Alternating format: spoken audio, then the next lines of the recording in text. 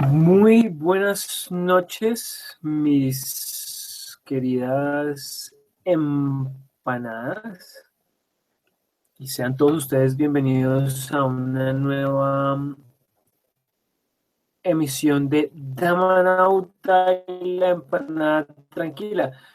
Les pido disculpas por haberme conectado un poquitico más tarde. La razón de ello, no logré, tengo inconvenientes con la cámara y estoy aquí probando, pues estoy haciendo aquí unas pruebas a ver si podía solucionar el asunto. Sin embargo, no lo logré hacer. Igual, pues no importa, porque lo que importa no es que me vean la cara, sino lo importante es el contenido de las enseñanzas. Entonces, no hay ningún inconveniente, ¿cierto? Am, pues miraré qué hago después con esto, pero mientras tanto, pues vamos a arrancar. Entonces, como es el hábito que tenemos o que estamos cultivando para nuestras charlas, es vamos a adoptar un poquitico, a calmar un poco nuestra mente para que nuestra mente esté fresca para todo el contenido que vamos a recibir. Entonces les invito a que adoptemos una postura cómoda, ya sea si están sentados, ya sea si están parados, ya sea si están acostados.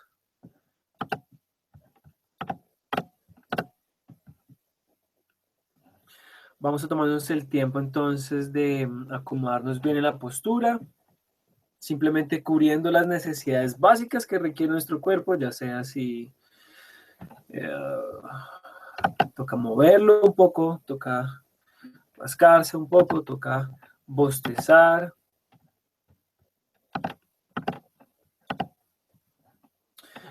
Lo importante es que la columna pueda estar erguida. Eso no significa que esté tensa y en especial vamos a mantener en la medida de lo posible los párpados abiertos. Simplemente cuando ya pues sienta que el cuerpo se siente bien en la postura, entonces voy a dejarlo lo más inmóvil posible.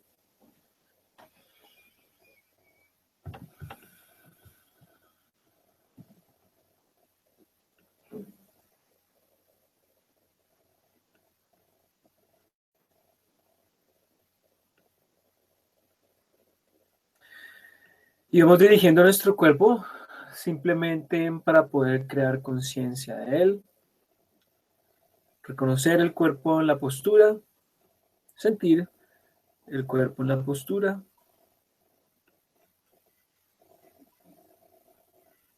relajar el cuerpo en la postura. Ya sea si estoy generando alguna tensión consciente o inconscientemente.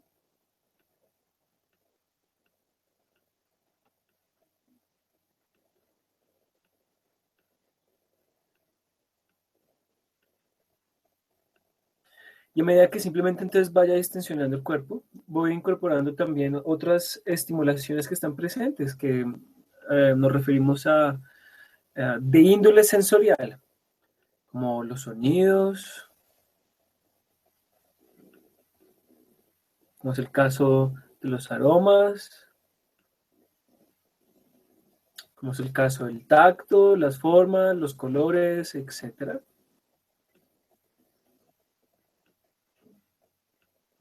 Y simplemente voy notando. No significa que esté etiquetando todo lo que estoy percibiendo, sino simplemente notando. Y por último, lo último que voy a empezar a notar, reconocer es mi estado mental y mi estado emocional.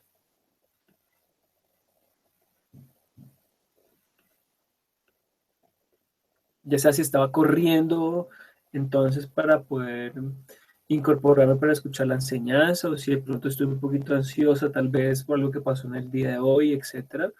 Simplemente es algo que estoy notando, que estoy reconociendo.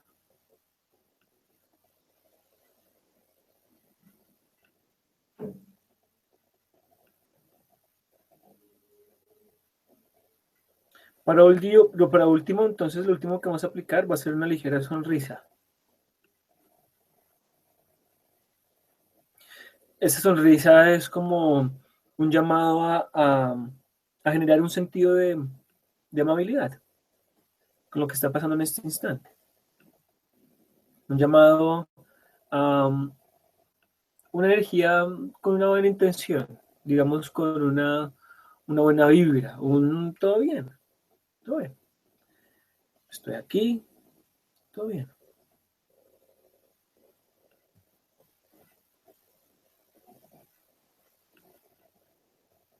Completamente atentos, completamente conscientes, creando la motivación adecuada, vaciar mi mente para poder recibir todo el contenido que vamos a escuchar del Dhamma, de las enseñanzas del Buda.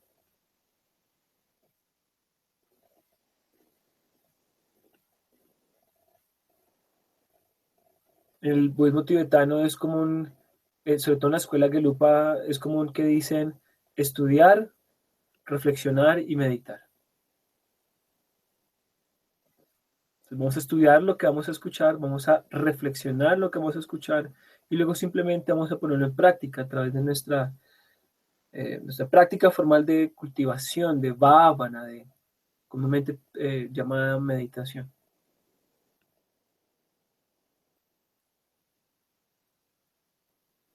Entonces, con ello presente, vamos a dar inicio a nuestra charla del día de hoy.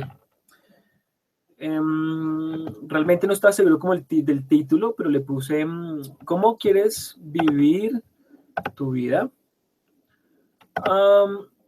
Y la charla de hoy tiene un tinte en particular y es que eh, hoy vamos a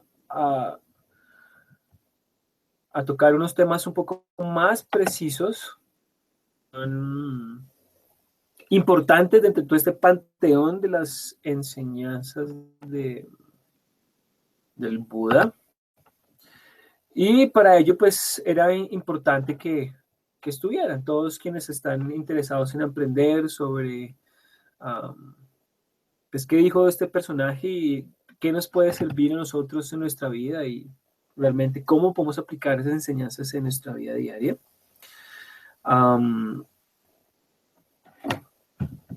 Entonces, pues vamos a ir directo al grano.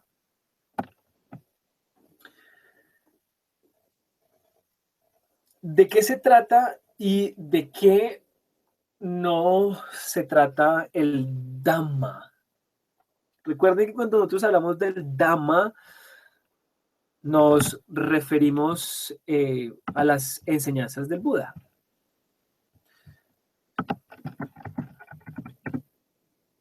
Nos encontramos como Buddha Dhamma, los encontramos como Dhamma Vinaya, las encontramos como Buddha Sasana. Tiene, digamos, como varios nombres. Sin embargo, nos referimos al Dhamma en este contexto, porque el Dhamma tiene varios significados. En este contexto nos referimos a las enseñanzas. Simplemente es para que ustedes hayan una idea de la terminología que estamos utilizando.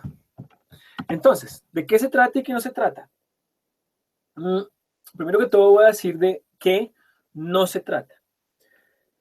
Y lo que voy a decir, pues, cosas que voy a mencionar durante esta charla van a ser un poco controversiales.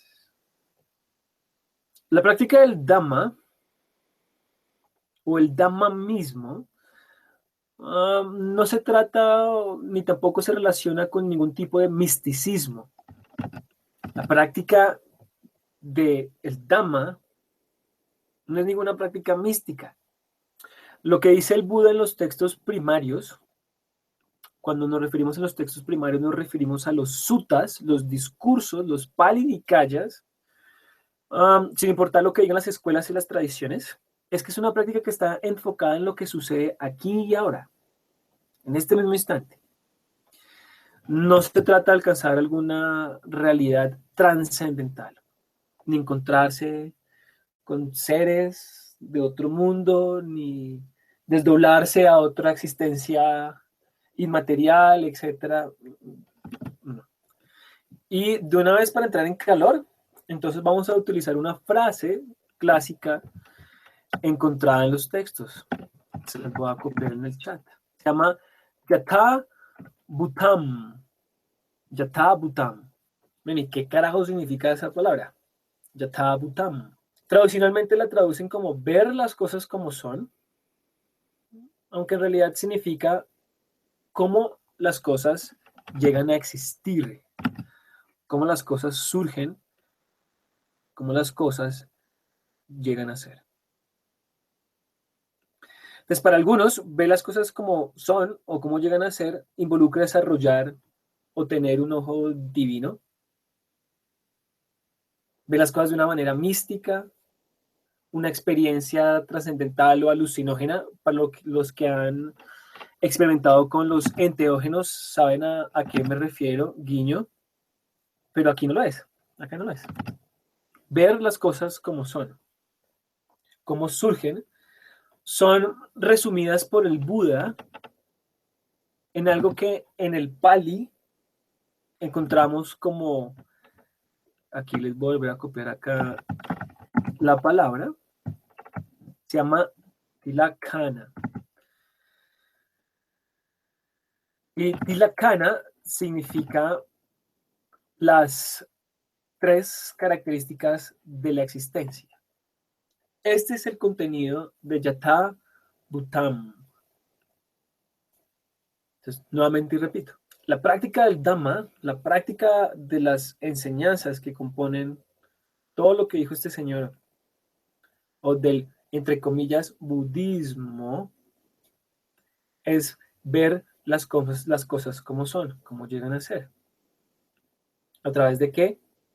A través de estas tres características de la existencia. La pregunta es entonces, ¿y cómo es ver las cosas? ¿Cómo es ver cómo las cosas surgen, cómo existen dentro de estas tres características o dentro, digamos, desde la perspectiva de este Buddha Dhamma en términos de anicca, en términos de dukkha, en términos de anatta? Anicca, la C se pronuncia como una ch de chía, anicca, dukkha y anatta. Entonces, estas tres características son como un triángulo. Haz de cuenta que son como trillizos. Donde está Anicca, donde está Anatta y tenemos Dukkha, que es el puente entre las dos. Fin. Eso es. Se acabó la historia. Eso es todo. Entonces, ¿qué significa esto? Entonces vamos a desglosarlas. Aquí voy a hacer una pausa. ¿Por qué es importante hablar de esto? Porque es que esto nos va a entender todo el rollo, todo este asunto y nos va a dar toda la, digamos, como las bases para poder entender por qué hacemos nuestra práctica de cultivación, de meditación. Anicca, pues no requiere que nosotros seamos súper pilos y súper inteligentes para poder entender que todas las cosas son impermanentes. Anicca es algo a lo que nos referimos como impermanencia. Un ejemplo lo encontramos en Platón cuando dice, ningún hombre puede bañarse dos veces en el mismo río. Vuelvo y lo repito. Ningún hombre puede bañarse dos veces en el mismo río. El problema es que nosotros simplemente no lo vemos de esa manera. Ese es el gran problema. ¿Por qué? Porque vivimos como si las cosas fueran permanentes y como seguras. Y simplemente les doy un ejemplo. O sea, no hay nada peor que la pareja de uno cambie cuando se convierte en alguien más, cuando esta persona desarrolla otro tipo de intereses, cuando le empieza a disgustar algo que en principio le gustaba, cuando deja de decirle a uno las palabras que le decía a uno, la manera en particular como se las decía a uno, etcétera. Y esto es, digamos, lo que llaman la irritación de la vida ordinaria, ¿no? Todas las cosas se descomponen. Si no me creen, solo miren cómo reaccionamos cuando las cosas cambian a nuestro alrededor. La vida es un proceso. La vida es movimiento. No, compadre, Gustavo, no fue Heráclito. Estoy investigando, Heráclito dijo otra frase y ahorita la va a nombrar. No, fue Platón, manito. Ya investigué y Heráclito dice otra frase parecida, que ahorita le voy a echar el chascarrillo, mi querido filósofo. Um, entonces, pues, nuevamente, como les menciono, no es la manera en cómo vivimos. No vemos las cosas con los ojos de la impermanencia, lo cual nos lleva a buscar, entre comillas, siempre algo que no lo sea. Vemos las cosas como si poseyeran algo que en realidad no nos pueden dar en absoluto. Entonces, al no ver esto, el Buda en los discursos dice una y otra y otra y otra vez que no el vivir acorde a esta realidad, abrimos nuestra vida en nuestro próximo término, que es dukkha. Acá nuevamente repito, el Dhamma no se trata de ninguna experiencia mística. Se trata de vivir y comprender las cosas de determinada manera. Y esto casi es como una aproximación epistemológica, en donde es el ojo de la comprensión la que nos ayuda a entender y vivir las cosas como son, y no verlas como algo que no poseen y que realmente nunca van a poseer. Porque no hay nada que no cambie, nada. Ahora, la única vez que realmente esto funciona para nosotros es cuando obviamente queremos que algo cambie a nuestro favor. Inmediatamente de pronto tal vez se nos pueda ocurrir algo que pasó hoy o que pasó en días anteriores, etcétera. Algo que cambió a nuestro favor y de esa manera ahí sí le damos la bienvenida a la impermanencia y la abrazamos. Les pongo un ejemplo. Cuando tenemos un dolor de cabeza y se va, pues realmente no pensamos, oiga, me gustaría o desearía yo que este dolor de cabeza fuera permanente o que nunca cambiara. ¿Cierto? Realmente lo apreciamos cuando no está y por supuesto cuando cambia de acuerdo a nuestros gustos y a nuestros propios deseos. Pero cuando esas cosas no cambian a nuestro favor y no cambian de acuerdo a como lo esperábamos y lo deseábamos, entonces rechazamos la impermanencia. Platón en el Cátilo.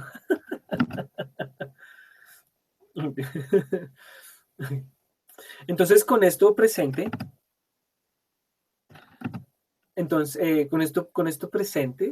nos disponemos en el juego de querer y no querer, anhelar, desear intensamente y de rechazar.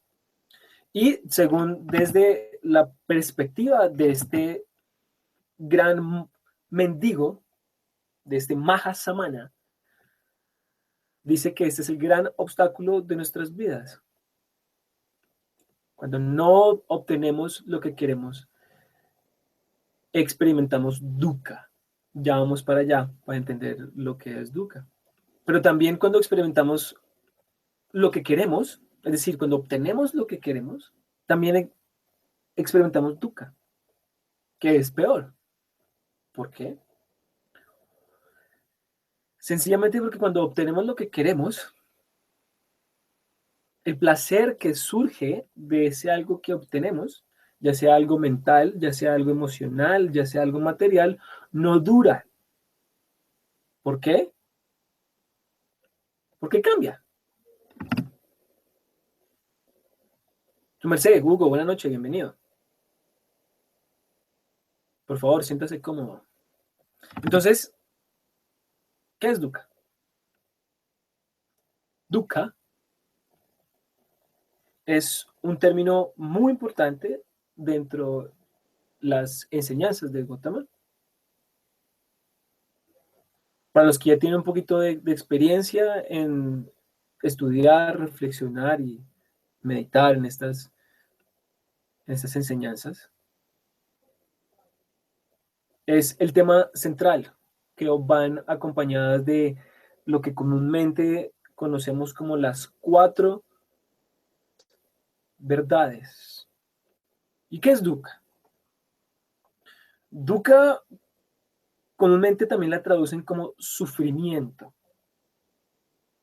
Sin embargo, no abarca el significado total de este término. Aquí voy a hacer una pausa con dukkha y vamos a continuar un poco con anicca. Que las cosas no duran o duran durante un periodo y simplemente cambian. Lo bueno de esto, de este cambio de las cosas, es que incluso lo que es displicente, pero aquello que es molesto, pues también cambia. Cambia por lo menos en términos de cualidad.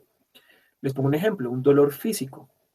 Ando lidiando con un dolor, entre comillas, crónico, por no decir permanente, en la espalda. Puedo notar que ese dolor, entre comillas, que es una sensación algunas veces irritante, cambia. No es el mismo. Tiene, uh, tiene picos, donde a veces la sensación aumenta, es grande, es fuerte, y otras veces donde es muy menor, casi que no está presente y cambia. Por ejemplo, una de las cosas de nuestra práctica, aprender a ser sensibles a este cambio, a ser receptivos a este cambio, a este constante fluir, para empezar a vivir acorde a esta impermanencia. Decía Dogen, Dogen era muy importante dentro del budismo japonés, el Zen, y él decía, el despertar no es nada más que la habilidad de vivir la impermanencia. Aunque hay muchas cosas que hay que analizar, que hay que meterle a lo que, en embargo, es uno de los componentes claves. Pero, sin embargo, una pequeña voz dentro de nosotros nos dice, pero yo no. Todo puede ser permanente, perdón, pero yo no. De una otra manera, entonces creemos eh, que somos permanentes, o las cosas que suceden dentro de nosotros son permanentes. Muy bien, entonces, ahora sí, ¿qué significa entonces ver las cosas en términos de dukkha? Les dije que comúnmente dukkha lo traducen como sufrimiento, pero el Buda no se refería simplemente al sufrimiento, digamos, como que de una u otra manera todos experimentamos. Una angustia, una irritación, una tristeza, o una pena, una ira, un dolor físico. ¿Mm? Y le han dado muchos significados: incomodidad, algo que es desagradable, algo que causa tristeza, dolor, causa aflicción, algo que es incapaz de satisfacer, algo que es condicionado. Entonces vamos a ver un poquitico más o menos qué significa eso. Hay varios tipos de dukkha. Uno de esos es el dukkha de la impermanencia. Eso se llama viparinama dukkha. Aquí les escribo aquí. Se me fue aquí. Esto acá. El dukkha del cambio. El dukkha del cambio. Esto incluye, por ejemplo, la frustración que surge de separarnos de lo que tenemos, que nos gusta, que nos resulta agradable, de encontrarnos lo que es displicente, lo que no es agradable. Dukkha dukkha, que es el dukkha de las experiencias dolorosas. Y esto incluye todas las cosas que suceden a nivel corporal, simplemente porque tenemos un cuerpo. La vejez, la enfermedad, la muerte. Y tenemos dukkha. Anclarse en el presente como las olas del mar van y vienen en medio de infinidad de cambios, de impermanencia en cada instante. Ahorita hablamos un poquito más de eso, su merced. Oigan, no sé que está conectado. Muchas gracias. Chévere por estar ahí atento a esta charla. Cara dukkha, el dukkha de toda experiencia condicionada. Ahorita hablamos un poquito más de eso. Hay un discurso, por ejemplo, el Buda le golpean el pie con una piedra. Estaba el Buda caminando. Entonces, si la tradición cuenta, si mal no me equivoco, está Devadatta, que era, digamos, como una persona que estaba ahí siempre como causando ahí como, era un personaje un poquito malillo, un personaje un poco eh, necio. Y entonces les gustaba, digamos, como molestar al Buda y a la comunidad y todo el asunto. Entonces, eh, intenta frente, digamos, al Buda, entonces le lanza una piedra y entonces le lastima un pie y entonces el Buda dice, es obvio que esto causa un inmenso dolor, pero no hay dukkha. Entonces, el dolor es algo el cual nosotros nos podemos librar, pero entonces surge la siguiente pregunta. ¿Hay una posibilidad de relacionarnos de una manera diferente con el dolor en nuestras vidas? El dolor de la pérdida, el dolor, como decía, la enfermedad, de la vejez y de todas las cosas que surgen en nuestra vida. Este es el reto. Ese es el reto. Mira, aquí les voy a leer acá parte de un discurso. Lo encontramos en el Mahaparinibbana Sutta. Este discurso, a pesar de que es un discurso compuesto en el sentido de que tiene le han metido muchas cosas que eh, lo hacen ver como un discurso que fue compuesto después, o sea, tiene muchas cosas que no concuerdan, que son un poquito incoherentes. Sin embargo, tiene cosas que son muy importantes. Y una de estas es una pequeña cosa que el Buda dijo antes de fallecer.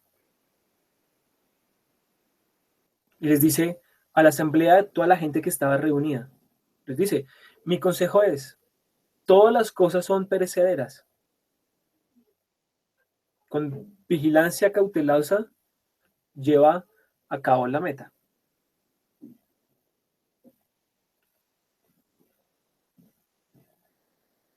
En palabras más modernas podríamos decir, absolutamente todo lo que está a nuestro alrededor, absolutamente todo es impermanente. Simplemente haz tu vida con ese entendimiento. Entonces, dice el Buda que es debido a que las cosas que están cambiando, debido a que las cosas no son fijas, no podemos experimentar, digamos, una sensación de felicidad temporal, perdón, permanente. Simplemente podemos verlo en nuestras vidas. ¿Realmente eso es cierto o realmente no es cierto? ¿Hay algo en nuestras vidas que nos pueda brindar absoluta felicidad, absoluta paz, absoluta calma y que sea completamente permanente? Cuando el Buda decía de llevar a cabo tu meta, por ejemplo, nos referimos a una palabra que en el Pali se llama virilla. Aquí les vuelvo a anotar acá. Virilla. Uy, se me fue ahí un paréntesis. Virilla lo traducen como energía, diligencia, entusiasmo, esfuerzo.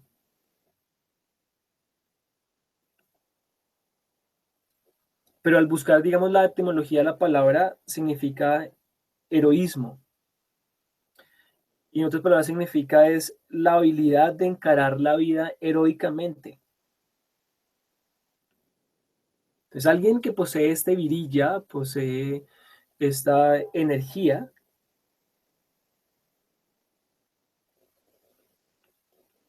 es aquella persona que está mostrando como como un heroísmo ante las flechas y las misfortunas que no podemos evitar en nuestra vida.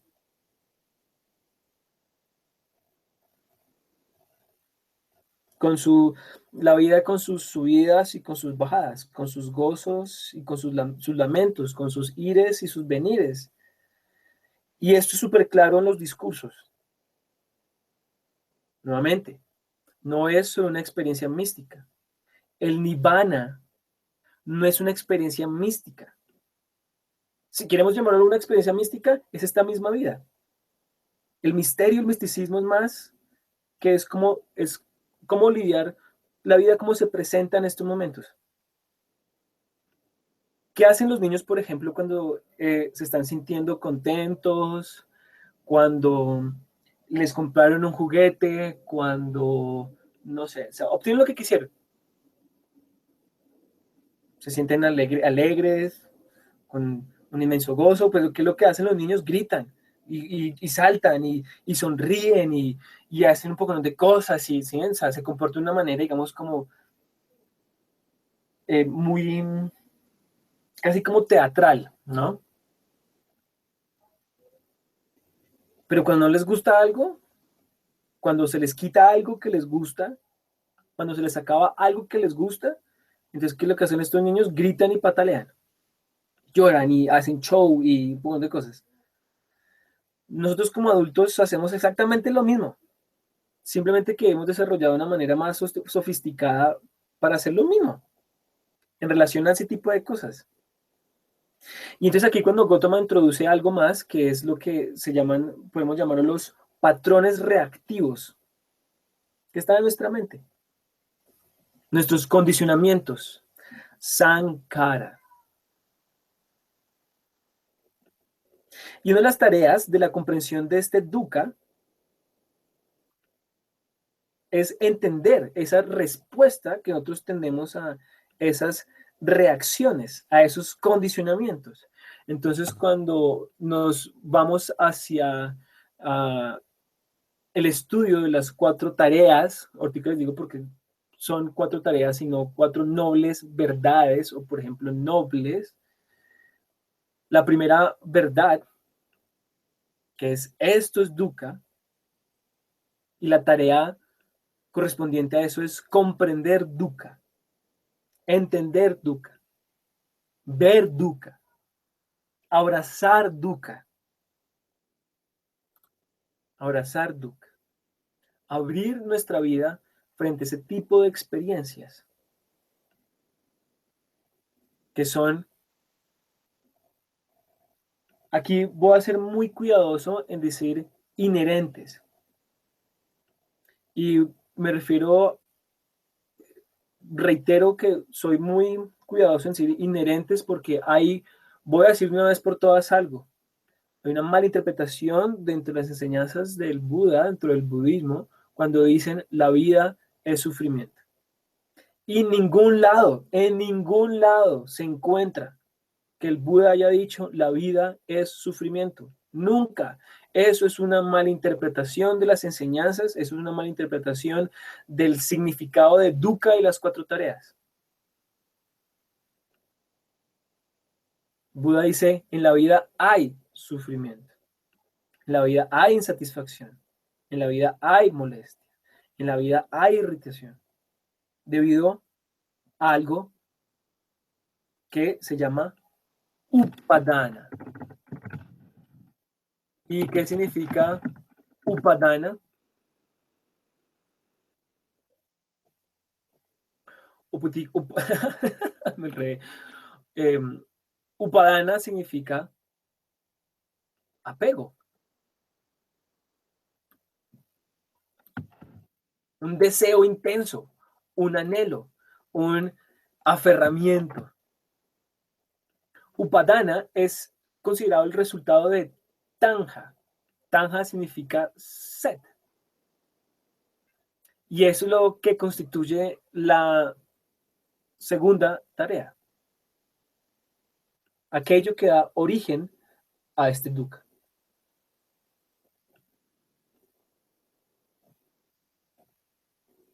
Sin embargo, aquí también voy a hacer una aclaración. Y es que muchas veces en los círculos budistas dicen, entonces el objetivo es desapegarse de todo. El desapego. Y el desapego es otra palabra que está mal utilizada dentro de las enseñanzas del Buda.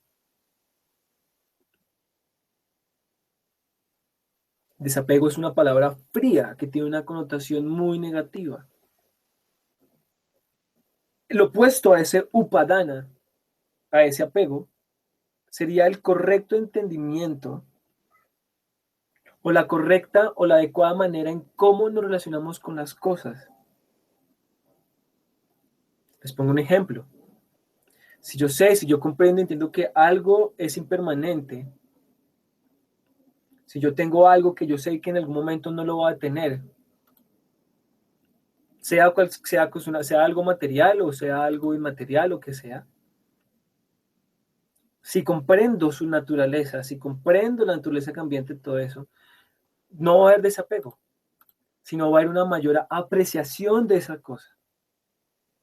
Desapego muchas veces, digamos, lo relacionan con desinterés. Es que no me importa. No, es que él desapegado, entonces por eso él no llama, él no dice nada, no le importa nada, no opina. No, es que esa persona es súper desapegada. Es una cosa ser desapegado, a ser completamente indiferente. Y si nosotros entendemos el opuesto a este upadana como indiferencia, no estamos entendiendo el objetivo de esto. La correcta involucración con la vida misma. Porque, por ejemplo, dukkha abre las puertas de la compasión. Dukkha abre las puertas de metta, ese sentido de amabilidad sin fronteras. Lo cual nos lleva entonces al último término. ¿Qué significa anatta?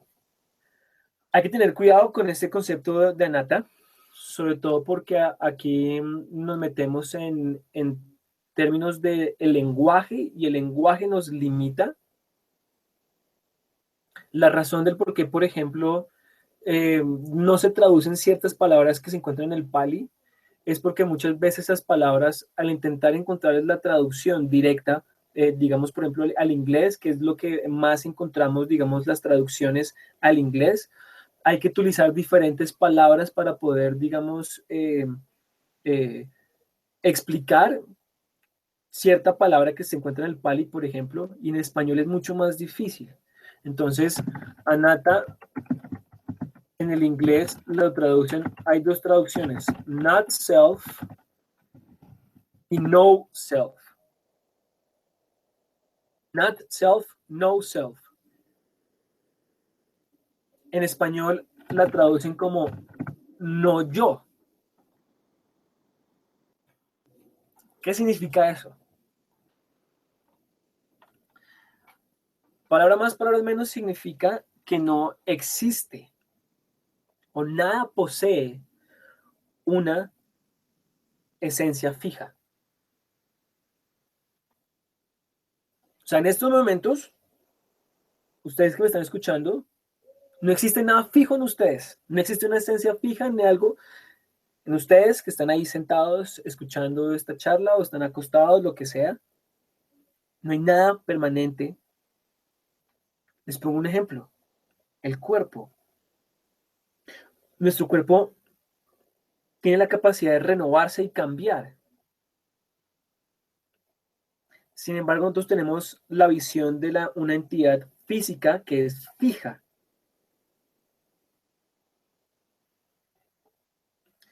Y lo mismo pasa con nuestros estados mentales, con nuestra misma mente. No hay un yo o un ser fijo. Ojo, y acá está, aquí no estoy negando que no exista un yo. Aquí me estoy refiriendo a un yo fijo, fijo, lo cual es muy buena noticia. ¿Y saben por qué es una buena noticia? Porque cualquier cosa negativa o mala, entre comillas, que hay en mi vida, pues no va a permanecer. Entonces, nuevamente, Anata conecta con el término, con la primera característica. Es impermanente. Es como el típico ejemplo cuando una persona dice, es que yo soy así y nada me va a cambiar. Yo soy una persona más genial y nada me va a cambiar. Y eso es muy importante porque la pregunta que surge a partir de ahí es, ¿cómo hacemos para que ese cambio, esa impermanencia, funcione para que las cualidades que se manifiestan en la vida mía y en la vida diaria vayan acorde a algo que aquí hay dos principios que se llaman Kusala,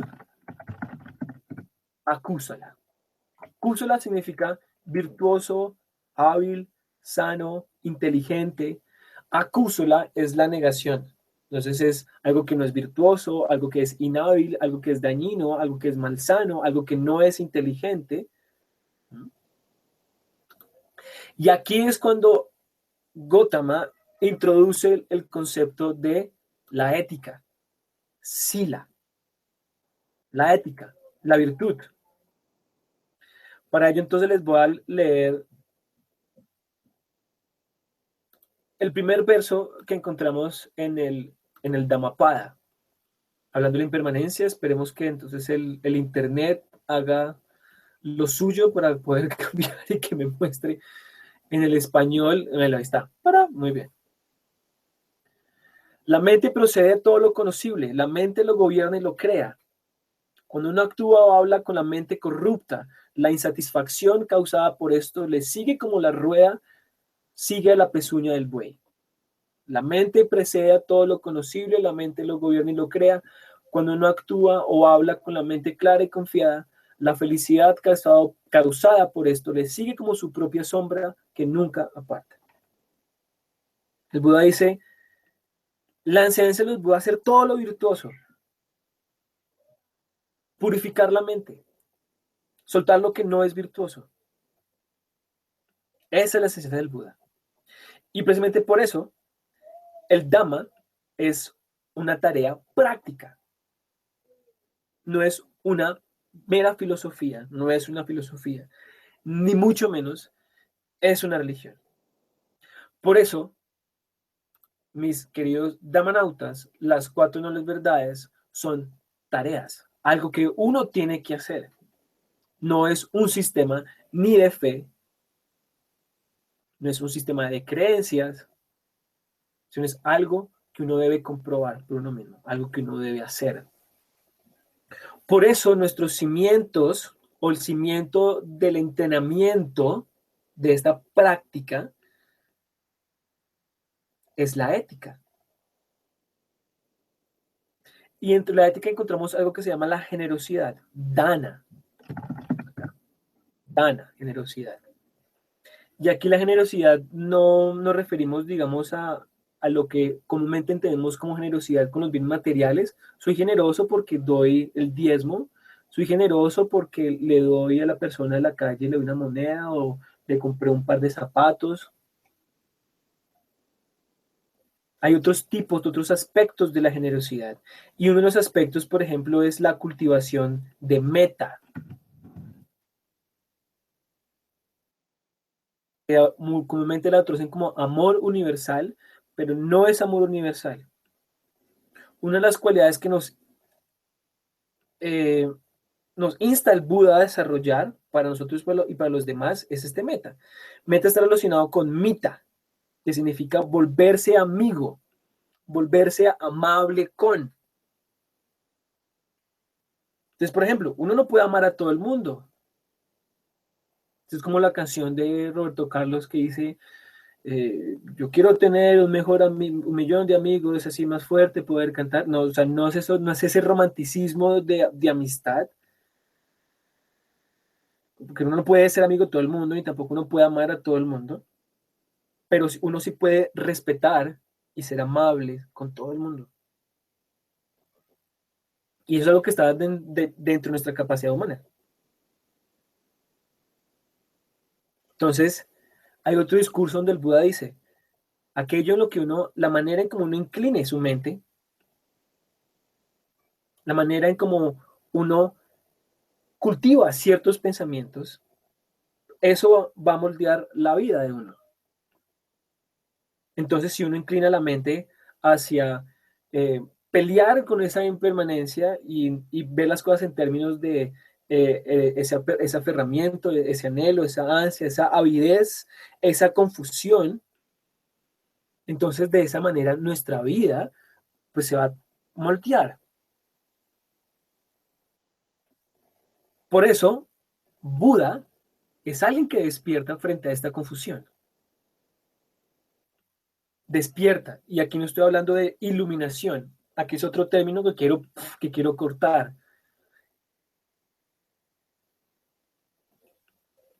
El Buda nunca se iluminó. O este personaje que se convirtió en el Buda, no se convirtió en Buda porque se iluminó. Fue porque despertó. Despertó frente a todo esto que estamos hablando. Entonces, cuando yo digo, las cosas son así y yo soy así, o mi vida siempre va a ser así, entonces el Buda fue muy claro en decir, siempre puede uno cambiar. Porque al fin y al cabo, pues el cambio va a ocurrir de todas maneras, ¿no? Entonces nosotros, ¿cómo nos inclinamos a ese cambio? ¿O cómo nosotros generamos ese cambio en la dirección y la manera en que nos ayude y nos funcione a desarrollar esos comportamientos hábiles, sanos, virtuosos, etcétera, en nuestra existencia momento a momento? Nuevamente, la práctica nos lleva a lo que sucede aquí y ahora. No solo cuando me siento en el cojín, ni cuando me voy de retiro, sino en todo momento. Por eso la práctica es una buena palabra. Práctica. Entrenamiento. Cultivación. ¿Entrenamiento de qué? ¿Y la cultivación de qué? El desarrollo, el entendimiento de estas tres características. Eso es lo que nosotros intentamos comprender. Eso es lo que el Buda nos enseña. Dukkha, aquello que es incapaz de satisfacer. Hasta este momento, ¿hay alguna pregunta, algún comentario, algo antes de continuar ya, digamos, con la parte, digamos, de la parte teórica respecto a la meditación y etcétera, y cómo se relaciona con todo lo que les acabo de decir? ¿Tienen alguna pregunta? La pueden escribir en el chat o algún comentario, duda, queja, reclamo, cualquier cosa, por favor, no tengan ningún miedo.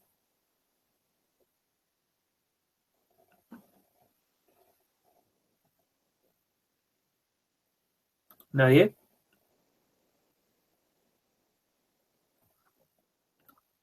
Ok, voy a continuar.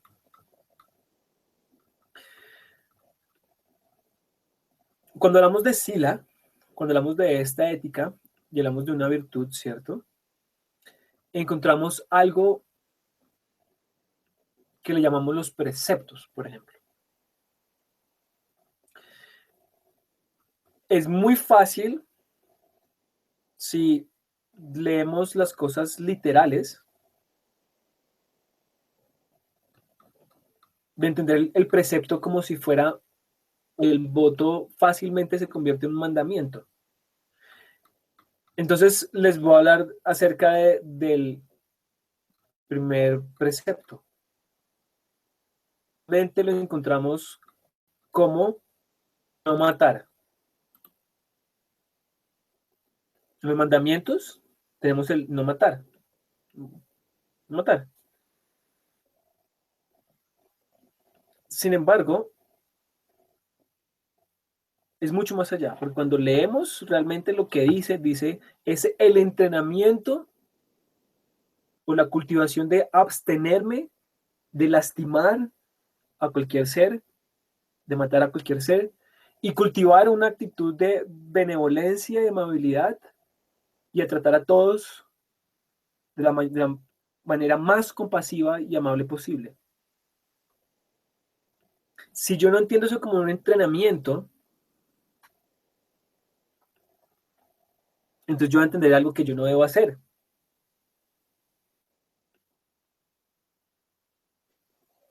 Además, porque Sila está presente en términos de las consecuencias de nuestras acciones. Si nosotros vemos las cosas, digamos, como algo permanentes, por ejemplo, ¿sí ven?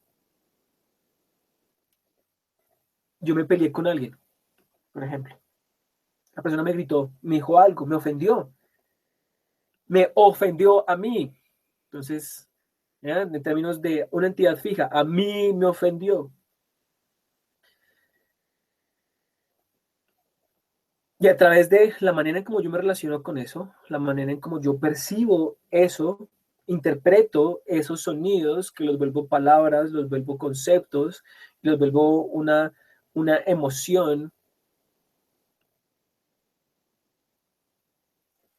automáticamente entonces, dependiendo de lo que esté en mi mente, por ejemplo, les dije anteriormente, la manera en cómo yo incline mi mente, mis pensamientos, aquello que yo pienso frecuentemente, en eso se va a moldear mi mente, en eso se va a moldear mi vida. Entonces, si yo tengo esa emoción, esa aflicción, y yo reacciono y yo hiero a la otra persona, ¿cierto? Entonces, ese sila me dice abstenerme de la segunda persona, porque entiendo las consecuencias de eso, porque entiendo el resultado, el dukkha que va a salir de eso. Por lo tanto, yo me abstengo. Y al contrario, entonces voy a cultivar una actitud. Voy a intentar comprender a la persona. Oiga, esta persona, ¿por qué me dijo esto? Ah, es que está rabona, está rayado. ¿Y por qué está rayado? No, es que se peleó con la mamá. No sé, en cualquier ejemplo. Y dice, ah, uy, bien. Entonces yo, pues, creo que en lugar de gritarle, le voy a preguntar, oye, ¿está bien? ¿Quiere hablar? Está como, lo siento frustrado. O sea, ¿qué pasa? Entonces aquí, la historia que recreamos en nuestras mentes es clave. Dependiendo de cómo moldea mi mente, dependiendo de las películas que yo tengo en mi mente, ¿cierto? Es lo que va a dictar la historia de mi vida, es lo que va a surgir a partir de eso. Saña, por ejemplo, la percepción, pero también significa discriminación. Venga acá, saña.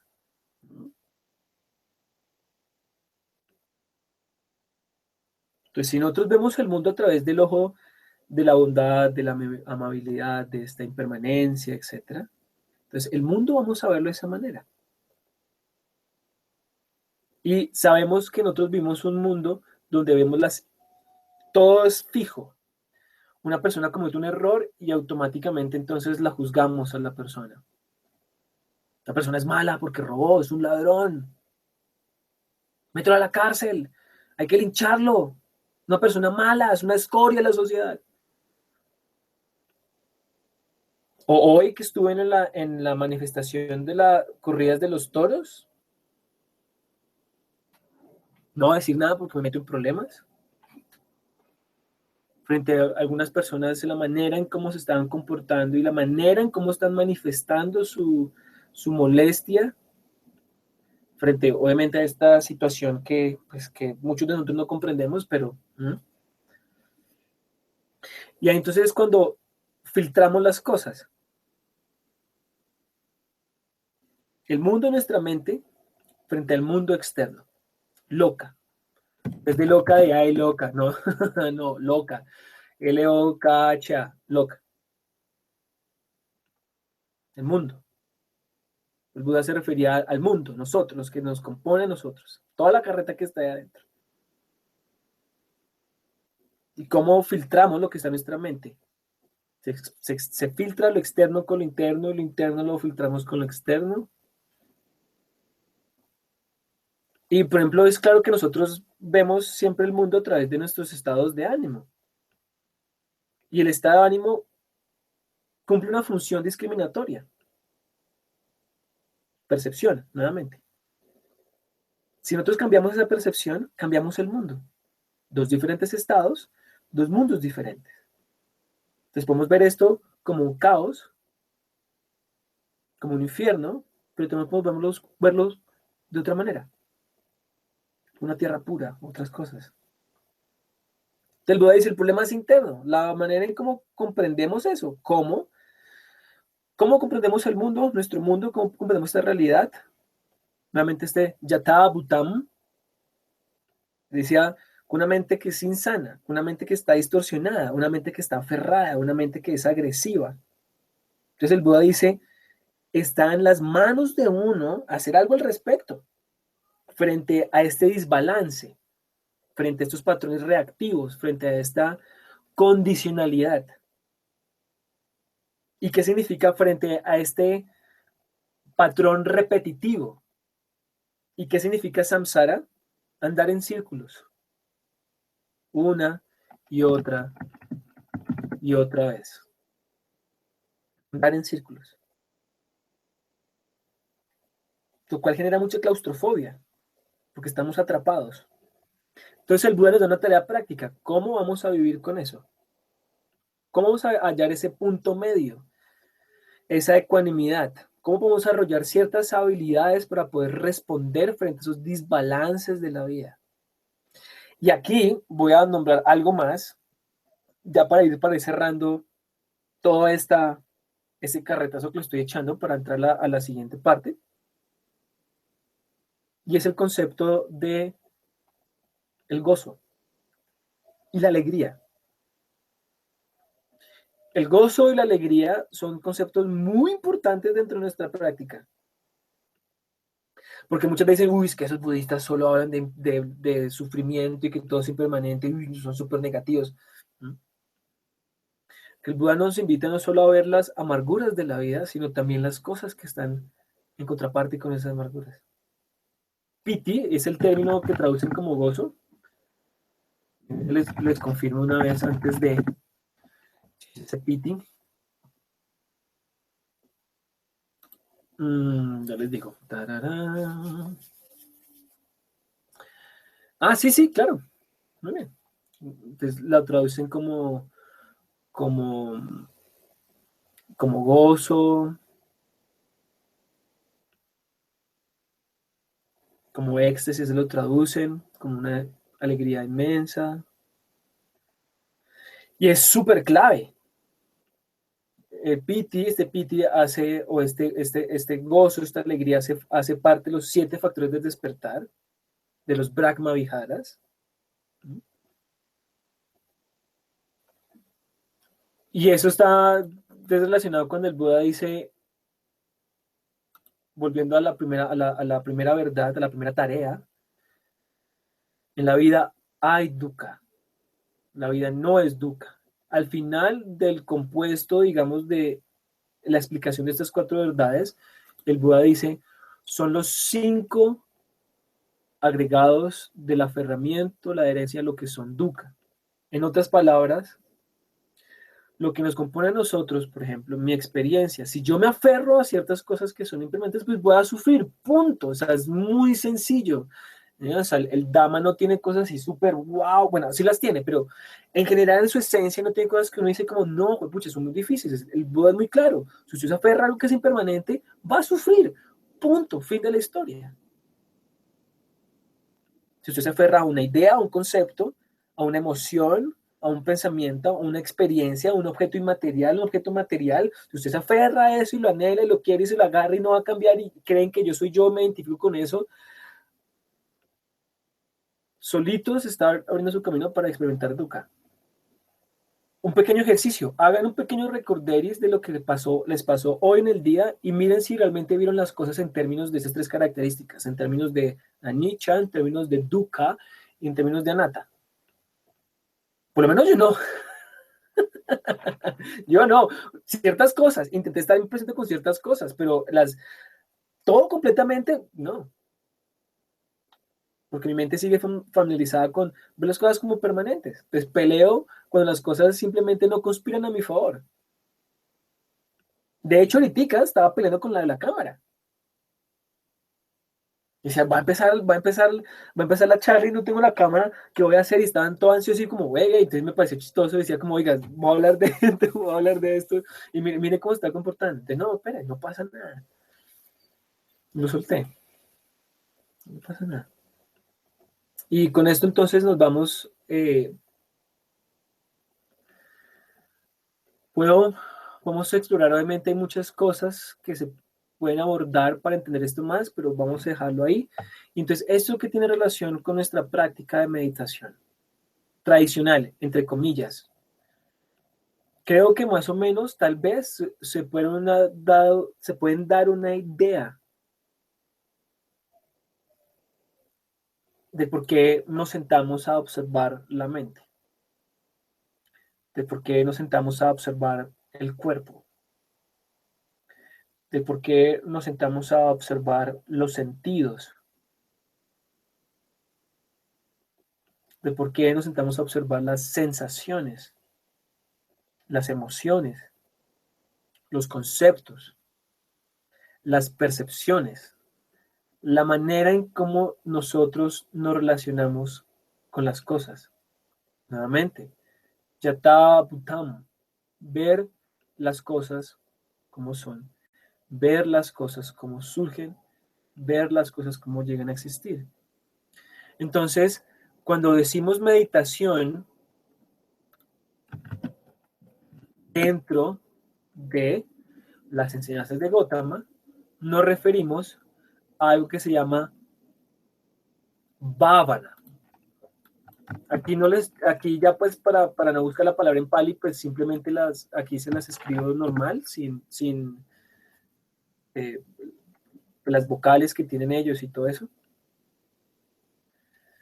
Bhavana. Y bhavana significa cultivar. Entonces miren cómo todo lo que nosotros usamos es un tema de cultivación. Y eso es algo, por ejemplo, de cómo la neurociencia explica hoy a través de la neuroplasticidad neuronal. El cerebro va cambiando. El cerebro antes creían que era un órgano fijo, pero el cerebro va cambiando cómo se va, según su relación con la experiencia misma, con la vida misma, con los sentidos, con el mundo externo, con lo que uno piensa, etcétera. El cerebro se va cambiando, se va moldeando. Las neuronas juegan un papel ahí súper importante. Entonces, Buda fue muy inteligente al hablar, decir que todo es una práctica de cultivación, de entrenamiento, como les mencioné en el primer precepto. Me entreno para abstenerme de decirle a una persona, es que usted es un hijo de la chingada. Y puede que sí lo sea de verdad, pero cultivo la actitud de, hey, espere, respiro, cálmese, pum, intente entender la situación. Este tipo quiere ser feliz igual que yo, está alterado, no puede controlar las emociones así como tampoco las puedo controlar. Todo bien. Lo cual entonces nos conecta con la cuarta verdad, que es el camino. Es lo que nosotros utilizamos, es lo que hacemos para poder entender este rollo. Entonces, dentro de la práctica formal, entonces ahora sí vamos a hablar un poco de la meditación, pero ahora a partir de adelante, cuando me refiero a meditación, me refiero a cultivación. Porque meditar no es meditatio, como lo llamaban los griegos, que simplemente es contemplar, reflexionar o pensar. Tampoco es, nuevamente, intentando obtener una experiencia mística. Me voy a conectar con una entidad superior y voy a ver las cosas, no sé, bla, bla, bla, bla, bla. No. Cultivación. Entonces, en adelante es la práctica de cultivación, más no la práctica de meditación. Y cuando hablamos de la práctica de meditación, ustedes saben, sí, cultivación. Es cultivar. familiarizarse, como le llamaban los tibetanos, gom, familiarización. Entonces, miren, por ejemplo, en este momento mi sobrino está llorando. Entonces yo como cultivo una mente, digamos, que pueda ser más tolerante frente a, pues, a la llorada de mi sobrino. Simplemente porque su mamá, ¿cierto? No estaba con él. Entonces mi hermana se va y Nicolás, mi sobrino, empieza a llorar. Y yo puedo decir, ¡ah, qué fastidio, chino! ¿Por qué no se calla? ¿Cómo mi mente está relacionada con eso? Yo puedo entender, Nico está experimentando Dukkha en este mismo instante. Y fácilmente como está con mi hermana, no ve las cosas como impermanentes, no tiene ese concepto de impermanencia, no lo tiene. Entonces, ¿para qué me irrito con eso? Meta, amabilidad.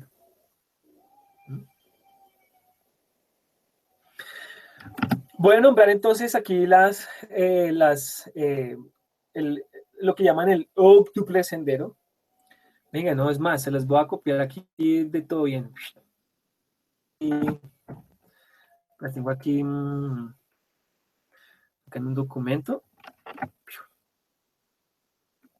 Ah, pero a ver, aquí, ¿cómo hacemos?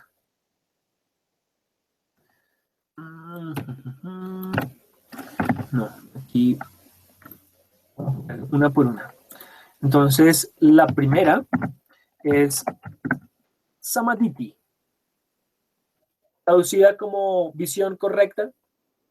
Acá yo pongo una traducción, es mi traducción, no es que sea, simplemente es una opción más, visión completa, la visión adecuada. Tenemos Sama Sankapa, la intención completa, la intención adecuada. Tenemos Sama Bacha, la palabra completa o la correcta palabra, por ejemplo, la palabra correcta. La otra es la intención correcta o pensamientos correctos, es como la traducción común. Sama Kamanta, la acción completa, adecuada, la acción correcta. Sama Ajiva, el estilo de vida correcto, adecuado, o sustento de vida correcto, también la traducen. Sama Vayana, aquí lo traducen como el correcto esfuerzo, aquí lo puse como el empeño completo. Bueno, en ese no estoy como muy seguro, por pronto posicionar como empeño adecuado o como esfuerzo adecuado. Tenemos Samasati, que traducen como atención plena, después les hablo de eso. Atención o recolección o remembrancia completa, porque Sati tiene que ver con la memoria y tiene que ver también con la percepción. Y tenemos Samadhi, acá en los círculos de yoga también utilizan este tema del Samadhi, pero acá el Buda le dio ya les hablo de eso respecto al Samadhi. Y esas son las ocho ramas, los ocho brazos de un pulpo, que es el octuple sendero. Esto involucra involucra mi actuar en el día a día, pero también involucra lo que yo con el cojín. Ahora, otro comentario controversial.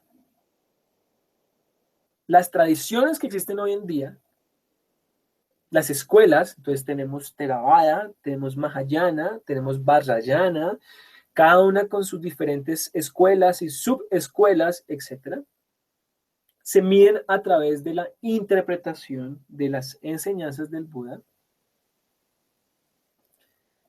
y se mide mucho también a través del estilo de meditación.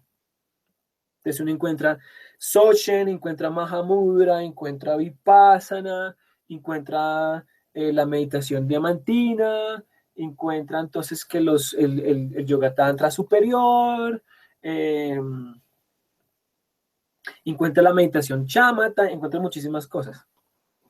Si ustedes han visto el título que yo le pongo a las meditaciones, yo le pongo, el título es Cultivando una mente íntegra, serena y perspicaz.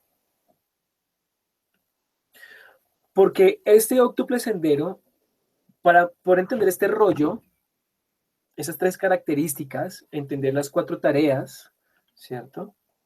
Y poder tener esta visión directa de este Yat Bhutan, de ver las cosas como son, cómo existen, bla, bla, bla, bla, bla. Entonces, este entrenamiento, esta cultivación, el Buda dice, hay que primero pillarse qué es lo que está pasando en la mente y ver qué es lo que sale de la mente. Entonces, sus comportamientos verbales y físicos, entonces píllese la vuelta.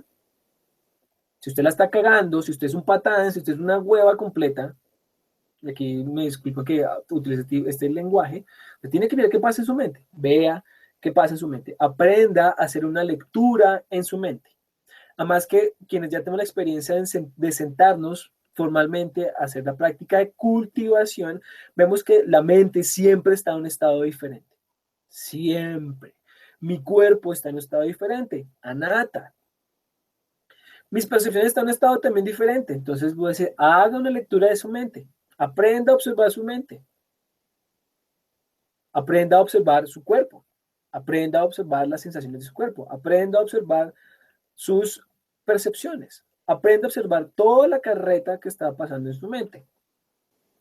Entonces, cuando nosotros hablamos de esa mente íntegra, estamos hablando de sila.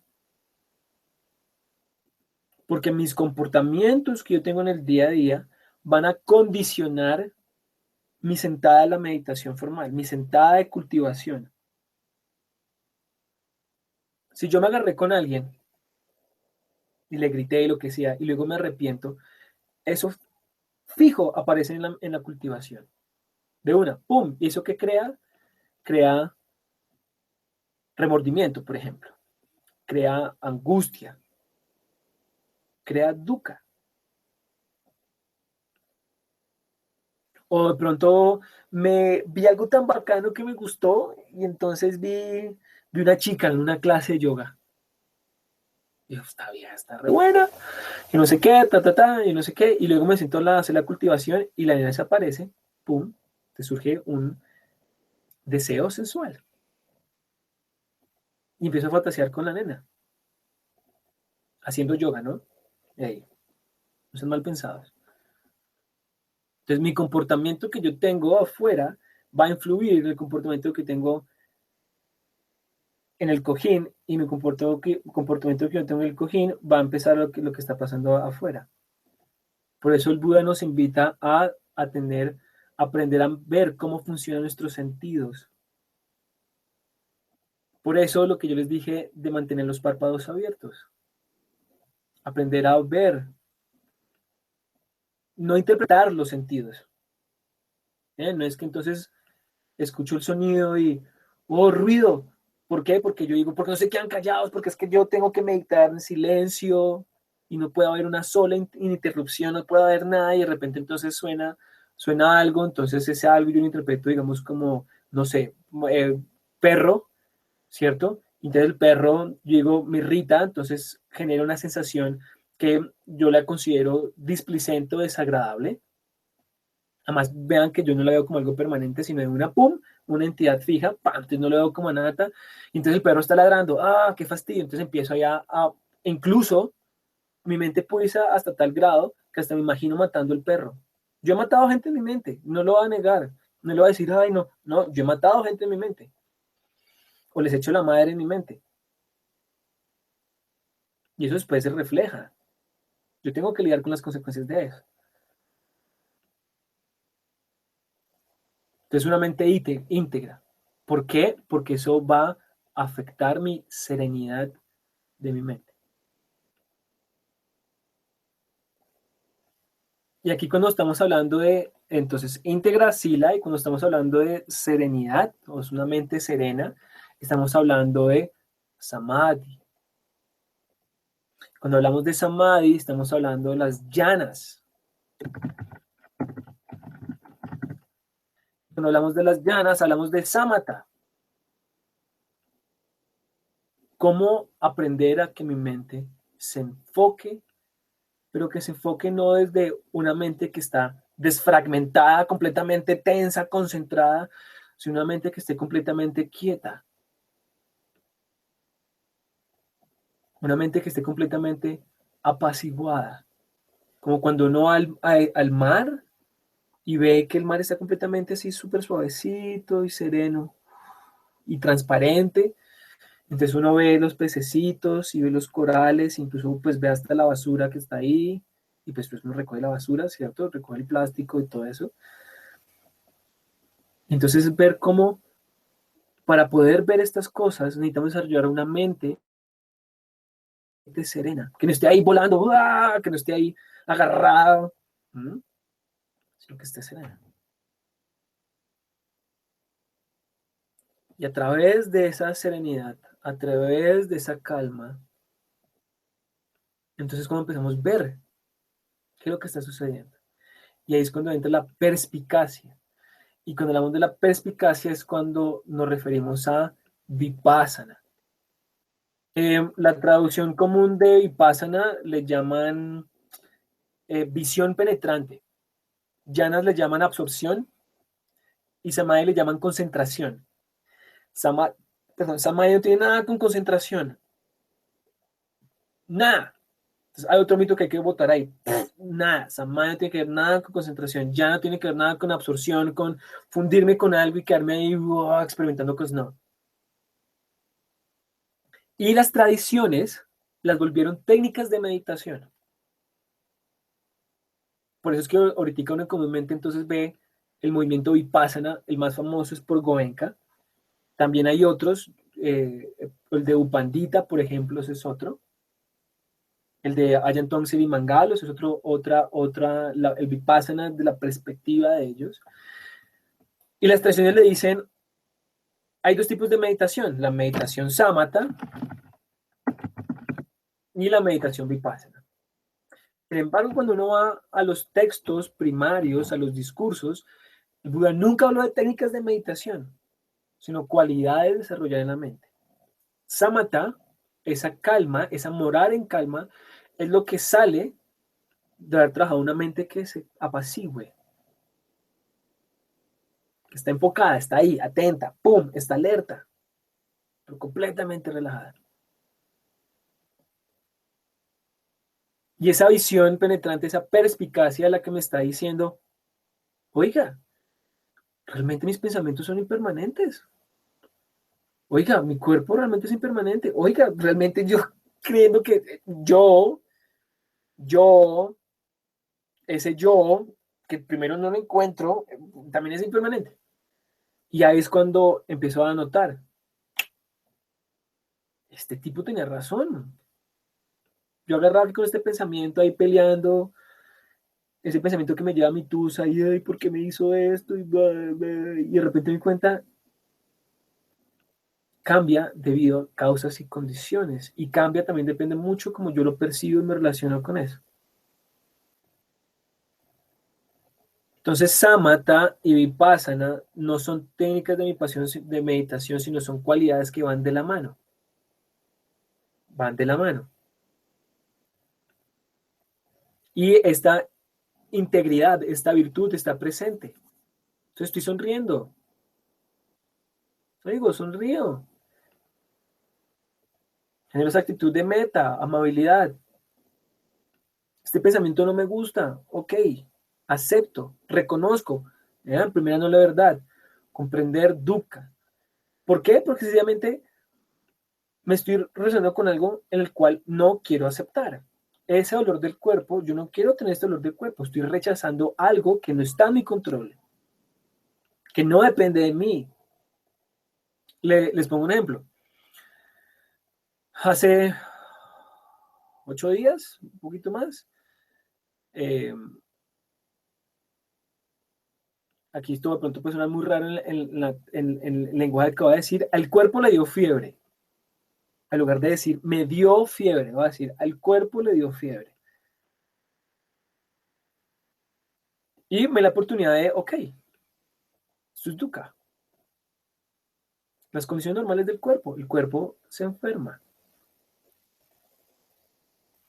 Y me di la oportunidad de simplemente comprender eso. Ok, no voy a rechazar esto que le llamo fiebre, sino simplemente voy a notarlo y lo voy a sentir.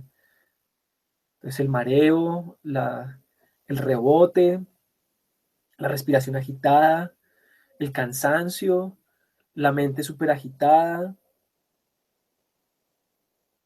Y la mente decía, oiga, es cierto, o sea, si el cuerpo fuera algo que yo pudiera poseer, que fuera mío, si el cuerpo fuera algo que yo tuviera absoluto control, pues yo le podría decir al cuerpo, hey, chao fiebre.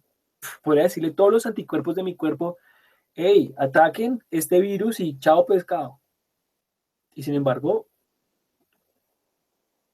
no lo pude hacer. Entonces la práctica era, ¿cómo puedo lidiar mientras esto dura? Porque al fin y al cabo va a cambiar.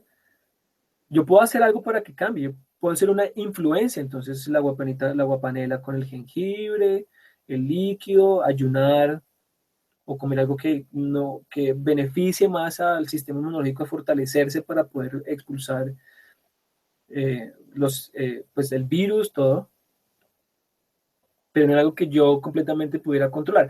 Entonces, cuando nos sentamos a hacer esta cultivación, eso es lo que yo estoy mirando. Entonces, no simplemente que yo me sienta a observar la respiración y, ay, sí, inhalo y exhalo, inhalo y exhalo, inhalo y exhalo, y de pronto entonces surge el aburrimiento.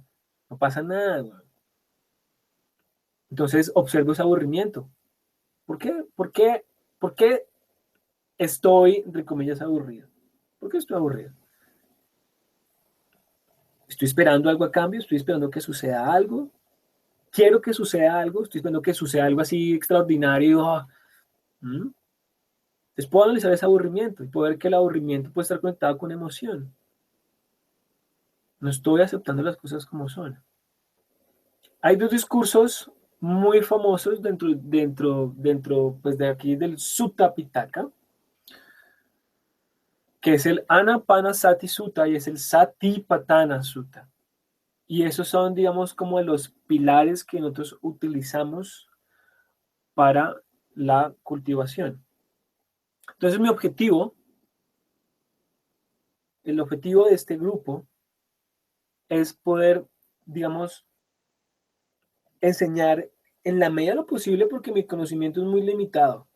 Muchas cosas que me faltan por aprender, pero lo que me he comprendido, tanto teórica como también como en práctica, como también en cuanto a la experiencialmente hablando, digamos, esta unificación. No hay técnicas de todo porque, por ejemplo, miren, hay una competencia entre las escuelas. Mejor porque yo practico Sochen. Que otro dice, no, no, usted está equivocado, en mi línea es más, yo bla, bla, bla, bla, bla, y no sé todo, porque es que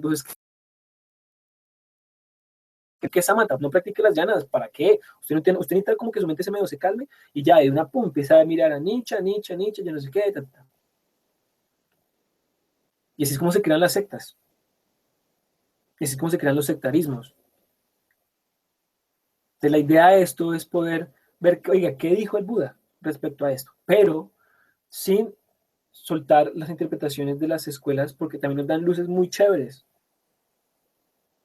unas explicaciones muy bacanas. El budismo tibetano frente a la meditación tiene unas vainas súper bacanas. Son capa, el creador de la escuela Gelupa tiene unas vainas muy bacanas para hablar sobre el tema de la cultivación, sobre este GOM. Entonces, esa era como la pequeña introducción, pequeña introducción, igual cuando ya vayamos a entrar en detalle a cada una de las cosas, pues ya iré hablando y ya veremos cosas más concretas dentro de la meditación.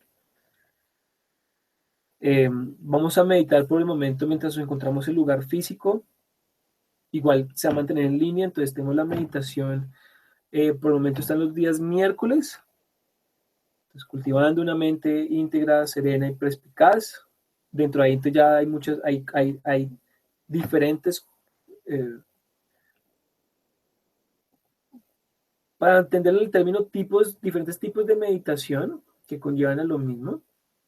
Y por otro lado, entonces estoy con la idea de hacer la meditación en la muerte, la cultivación de la muerte, recordar la muerte. Maranasati, Maranasati. Porque la muerte tiene una relación directa con la impermanencia. Sí, sí, sí, no, vamos a seguir virtual. Sí, gato, Yui. Sí, vamos a seguir con virtual. Sí, la idea es continuar, pero me refiero es mientras, porque estamos en búsqueda de un lugar físico, pero sí, la idea es que si encontramos el lugar físico, igual se va a hacer el streaming, pero desde el lugar físico, con video hola, con video y todo el asunto. Y bueno, entonces, como les decía, está la meditación, la cultivación en la muerte. Con todo gusto, Chinita. Que ya les hablaré porque hay diferentes tipos de meditación. Entonces ya se van a tocar eh, cosas más concretas. Creo que no es más. Les boté ahí una bomba ahí para que lo estudien, lo reflexionen y lo mediten. El Buda fue un gran escéptico. Y eso es lo que también nosotros tenemos que hacer, no comer cuento, y estoy hablando de verdad, no comer cuento. Y hay muchas cosas que encuentro en los discursos que yo digo, no sé, esto no me suena, todavía no lo he comprendido, lo dejo ahí pendiente, tal vez cuando ya tenga como un mayor entendimiento en el asunto pueda comprenderlo, y entonces yo como, no, yo creo que esto es más como inventos, y otras cosas son como, no, aquí ya esta gente está chiflada, o sea, nada que ver. Están súper están, porque también hay que entender el contexto de las enseñanzas, la historia. ¿Por qué el Buda dijo lo que tenía que decir en su contexto? Hace 2000, hijo de madre de años, 2600, 1500, eso no importa. ¿Y cómo se pueden traducirlas en nuestro lenguaje moderno, en este momento? Aquí ahora, como les decía, la práctica del Dhamma es aquí y ahora, no es de hace 2000 y pico de años, no, es aquí ahora. Entonces también debemos interpretar las enseñanzas en un contexto moderno y mirar si realmente son válidas o no, en frente al aspecto de la científico, entonces la ciencia, psicología, la antropología, la filosofía, esas muchas cosas. Entonces, no coman entero, el Buda les dice. Preguntas, ya para terminar. Preguntas, quejas, reclamos, amenazas. Piensen muy bien lo que van a decir y cómo lo van a decir.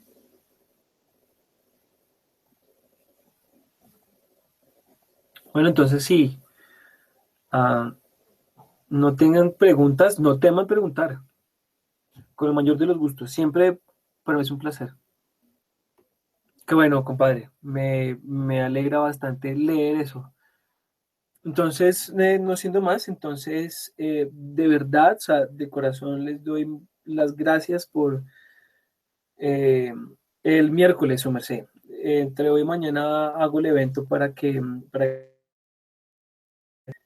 muchísimas gracias por asistir a esto. Esto es una experiencia piloto, esto es una prueba piloto de lo que estamos haciendo. Eh, Sin embargo, muchas gracias por su interés, por su disposición, por su tiempo, porque sé que también es tarde, sobre todo para quienes de pronto nos estén escuchando fuera en otros países. Um, con el mayor de los gustos, mi querido filósofo, con el mayor de los gustos. Um, Les deseo a todos entonces una feliz noche, que descansen. Si seguimos por acá en este cuerpo y en este plano material, entonces que tengan una feliz semana. Y si tengo la oportunidad antes de volvernos a reunirnos el día miércoles para hacer nuestra práctica de cultivación, completamente bienvenidos. Si en algún momento tienen alguna pregunta, algo, no olviden eh, preguntar ahí, ya sea aquí en YouTube o en la página de la empanada o en la página de Damanauta en el Face en el, en el blog. Aviso parroquial, no olviden entonces a esto, dale like, compartirlo, bla, bla, bla, toda esa cháchara, pero es simplemente con el fin de poder expandir más esto. Entonces, pues si quieren, si no, no pasa nada. Eh, Gustavo dice, nuevamente les recomiendo a todos ver y tratar de rastrear esos elementos, estos elementos del Dhamma en cada faceta de sus vidas y rutinas automáticas que se vuelvan conscientes. Sí, señor. Muy bien. Entonces, no olviden entonces darle like, compartir, para que otras personas pues puedan llegar a pronto en Instagram, sí, para que otras personas pues puedan también llegar a estas enseñanzas, a una interpretación simplemente más de, de las enseñanzas. Igualmente, su merced Hugo, gracias y también que sea muy feliz. Y último, entonces recordando, todo esto no lo hacemos en nuestro propio beneficio, sino también en beneficio de los demás, a que todo lo que hemos logrado a través de esta práctica de cultivación, de reflexión, realmente sea nuestro gran beneficio que nos permite transformar nuestra mente de la manera más hábil, más virtuosa, más amorosa, más compasiva, eh, no solo en nosotros, sino también en los demás, en este mundo. En esto, hoy, con, con esa actividad de lo de los toros y todo eso, entonces, eh, que todos los seres sean felices, sin ninguna excepción. Y me refiero a todos los seres, a los que también están ahí metiditos en cosas que no son como muy chéveres. Humanos y no humanos, altos y pequeños, anchos y delgados, lejanos y cercanos, visibles y no visibles, quienes ya se fueron, quienes permanecen, quienes están por venir, en todas las existencias, en todas las direcciones, que todos los seres puedan ser realmente felices. Cuando nos referimos al Buda se refiere a felices, no se refiere al feliz de ay, que todos sean felices, no digamos en la felicidad, digamos impermanente, sino la felicidad del Nibbana, o sea, la felicidad imperecedera, realmente. O sea, que todos los seres se liberen de todo el sufrimiento. Prácticamente eso es lo que significa, que todos los seres puedan realmente tener la conciencia para poder trabajar, para poder alcanzar ese estado de felicidad. Y pues obviamente hay que tener la felicidad temporal, obviamente. Que todos disfruten de la buena noche y que disfruten de la buena cama, claro, y que disfruten eh, del calorcito de las cobijas, claro, ¿por qué no? Hay unos que no lo tienen. Ojalá estén felices también. Muy bien, chicos, hasta la próxima entonces. Cambio y fuera. Muchas gracias. Adiós.